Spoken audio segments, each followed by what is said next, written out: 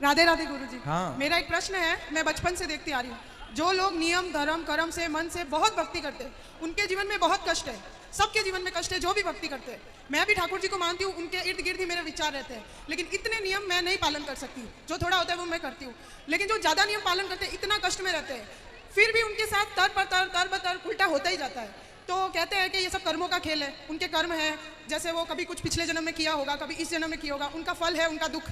लेकिन मेरे को ये समझ नहीं आता कि जब कर्म करके फल लेना है, कर्म करके फल लेना है, तो वो भक्ति का उसमें क्या योगदान है, वही मेरे को। और जब भगवान कहते हैं कि मेरी आप भक्ति करोगे तो मैं हर चीज़ से आपको मुक्त कर दूंगा, आपके लिए जीवन आसान कर दूंगा, तो फिर कर्म का दोष कैसे लगेगा, मुझे वो समझ नहीं आता। वाह, सुंदर प्रश्न है, इसलिए ताली बजाओ। सब बैठो, आप लोग अच्छे प्रश्न पूछने चाहिए ऐसे जैसे इन्होंने पूछा। सब बैठो, पहले अगल बगल की बहनें सब बैठाओ।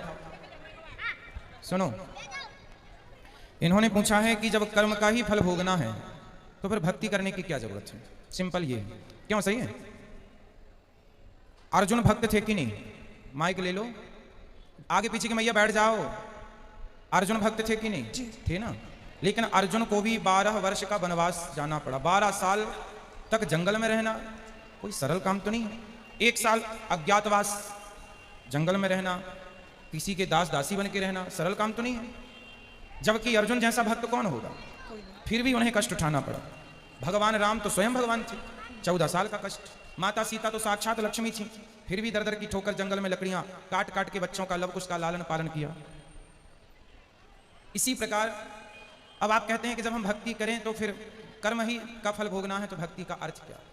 बात ऐसी है बेटा कि कर्म तो अपनी जगह है, कर्म तो हमें भोगनी है, हमें भी भोगना है, आपको भी भोगना है। भक्ति सिर्फ इसलिए की जाती है, इसलिए नहीं की जाती कि भगवान हमें पैसे वाला बना दें, भगवान हमें धन धान्य से भर दें, घर में सब कुछ हो। भक्ति का मतलब पैसा पाना नहीं, भगवान से बेटा बेटी मांगना नहीं। अरे भगवान की भक्ति आपको जो देगी, कोई कर्म में इतनी ताकत नहीं है कि आपको वो दे सके। अब उदाहरण से समझो, विभीषण को लंका का राजा बना दिया, क्या विभीषण का कोई ऐसा कर्म उसे राजा बना सकता था? कर्म अच्छे करता था फिर भी लातें खाता था, रावण लात मार के निकालता था, उसके कर्म का भी उसे दंड मिला। पर भगवान की भक्ति जो की, उस भक्ति का भी फल, कर्मों का फल यदि मिलता है तो भक्ति का फल भी मिलता है। थोड़ा सा देर है। विभीषण को भक्ति का फल मिला। उस कोई व्यक्ति ऐसा कितना कर्म करता कि वो लंका का राजा।